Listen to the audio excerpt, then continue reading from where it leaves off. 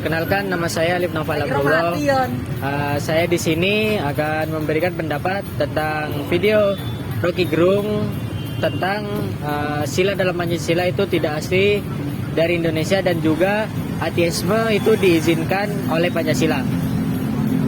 Oke, kita tahu bahwa Rocky Gerung adalah seorang politikus, akademis, dan juga filsuf yang berasal dari Republik Indonesia. Kita tahu bahwa Rocky Gerung itu pemikirannya sangatlah kritis, di mana kita sering menjumpai atau melihat Rocky Gerung berada di video TikTok, video Instagram, maupun media-media lainnya yang akrab disebut Bung Rocky. Oke, yang pertama kita akan membahas tidak ada sila dalam Pancasila yang asli Indonesia. Dari pernyataan video Bung Rocky, beliau telah memaparkan dari sila pertama sampai sila kelima bahwasannya nilai-nilai tersebut tidak berasal dari Indonesia. Oke, mungkin saya setuju dengan hal itu dikarenakan nilai-nilai tersebut memang adanya di luar negeri. Jauh sebelum Indonesia itu merdeka, nilai-nilai tersebut udah ada di luar negeri. Jadi mungkin dalam pembuatan Pancasila nilai-nilai tersebut diambil dari luar negeri, dan itu pun tidak masalah ya bagi saya. Ada hal yang terpenting dari itu, yaitu bagaimana pengaplikasiannya terhadap diri kita dan juga warga Indonesia itu tersendiri. Percuma toh kita rame-rame atau bersuara tentang ini tidak berasal dari Indonesia lah, nilai-nilainya menjiplak atau apalah. Itu percuma kalau nilai-nilai Pancasila itu tidak diterapkan di dalam diri kita tersendiri.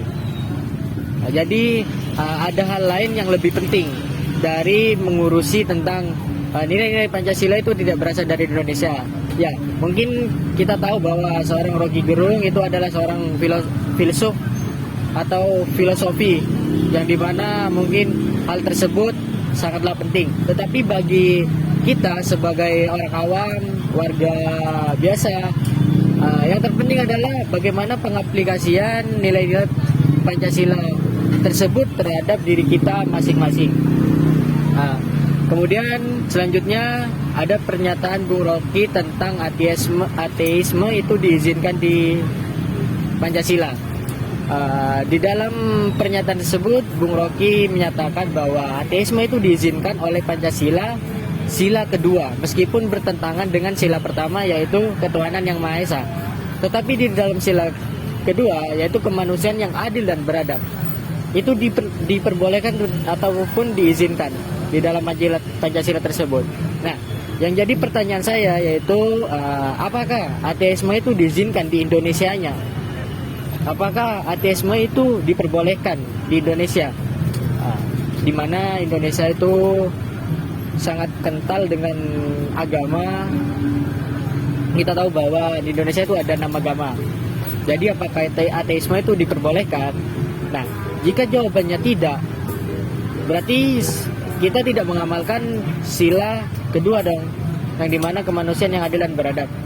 Dan juga jika tidak diperbolehkan di dalam Indonesia ateisme, ada kok beberapa orang yang menganut ajaran ateisme, tapi mengapa masih ada di Indonesia? Nah, apakah saya tidak mau menyebut merek atau orangnya? Ada salah satu contoh seorang ateisme di Indonesia. Mereka tuh bebas berkeliaran di mana-mana. Dia tuh cukup terkenal. Apakah mungkin hukum ini kalah dengan popularitas? Yang dimana jika seseorang memiliki popularitas, dia tuh tidak hukum itu tidak memandang dia tuh siapa.